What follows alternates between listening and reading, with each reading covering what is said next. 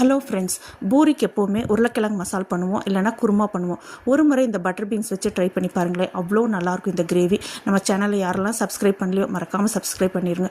இந்த கிரேவி பண்ணுறதுக்கு சின்ன வெங்காயம் தான் ரொம்ப நல்லாயிருக்கும். ஒரு கடாயில் கொஞ்சம் எண்ணெய் ஊற்றி சின்ன வெங்காயம் ஒரு 100 கிராம்ஸ் போல் போட்டு எடுத்திருக்கேன்.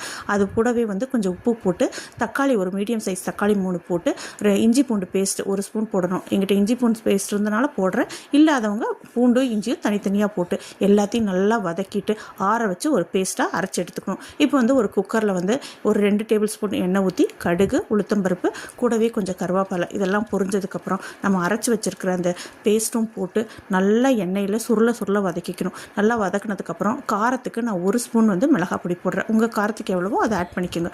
கூடவே மஞ்சள் பொடியும் போட்டு நல்லா வதக்கிட்டு இந்த டைமில் நம்ம பட்டர் பீன்ஸ் க்ளீன் பண்ணி வச்சுருக்கோம்ல அது போட்டுக்கணும். இது ஃப்ரெஷ்ஷாக உரிச்ச பட்டர் பீன்ஸ், அதனால் 3 to 4 விசிலில் வெந்துடும். அதனால் 2 ஒன்றா ஆட் பண்ணியிருக்கேன். இப்போ கூடவே கொஞ்சம் தண்ணி ஊற்றி நல்லா மிக்ஸ் பண்ணிவிட்டு, இப்போ காரம் உப்பு எல்லாம் செக் பண்ணிக்கணும். ஏதாவது வேணும்னா போட்டு நல்லா குக்கரை மூடி ஒரு 3 to 4 விசில் விட்டு எடுத்தால் அருமையான கிரேவி ரெடி ஆயிரும்.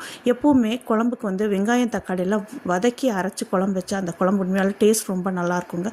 அப்புறம் இது இப்போ தேங்காய் நான் ஃப்ரெஷ்ஷாக அரைச்சிருக்கேன், அதையும் ஆட் பண்ணி கூடவே கொத்தமல்லி தழை தூவி இறக்குனா அருமையான கிரேவி ரெடி ஆயிரும். இந்த ஒரு கிரேவி இருந்தால் மார்னிங் பிரேக்ஃபாஸ்ட், லஞ்ச் ரெண்டுக்குமே யூஸ் பண்ணிக்கலாம். நான் இன்றைக்கி பூரியோடு இதை சர்வ் பண்ணியிருக்கேன். நீங்கள் சப்பாத்தி, ரைஸ் எல்லாத்துக்குமே யூஸ் பண்ணிக்கலாம். ரொம்ப நல்லாயிருக்கும். இந்த வீடியோ எப்படி இருக்குன்னு சொல்லுங்கள். பிடிச்சிருந்தால் லைக் பண்ணுங்கள். தேங்க்ஸ் ஃபார் வாட்சிங்.